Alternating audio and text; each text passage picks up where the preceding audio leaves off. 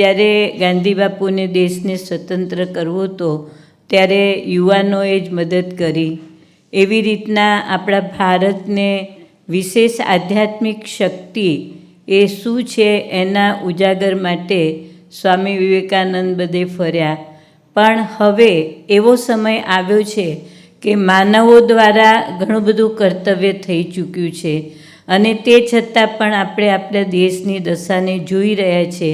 ત્યારે હવે છેલ્લો સમય છે કે પરમપિતા પરમાત્મા શિવ, જે આપણા બધી આત્માઓના પિતા છે, એ આ અતિ ધર્મની ગ્લાનિના સમયે આવીને પોતાનું ગુપ્ત કાર્ય કરી રહ્યા છે.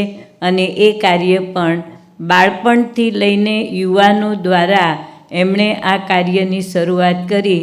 મને યાદ આવે છે કે હું ને ચંદ્રિકાબેન એ સ્કૂલ અને કોલેજમાં ભણતા હતા ત્યારથી આ આધ્યાત્મિક જ્ઞાનને પોતાના જીવનમાં ઉતારી અને જીવનને સમર્પિત કર્યું. એના મને લાગે છે 60 વર્ષ પણ પૂરા થયા.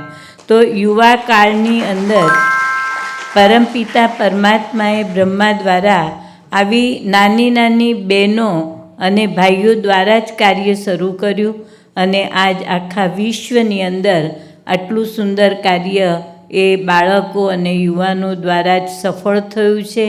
તો આજે હું એ શુભ ભાવના અને શુભકામના રાખું છું કે આપ જ્યારે અહીંયા યુવાનો આવ્યા છો તો તમે તમારા જીવનની અંદર પણ આધ્યાત્મિક શક્તિને પ્રાપ્ત કરો.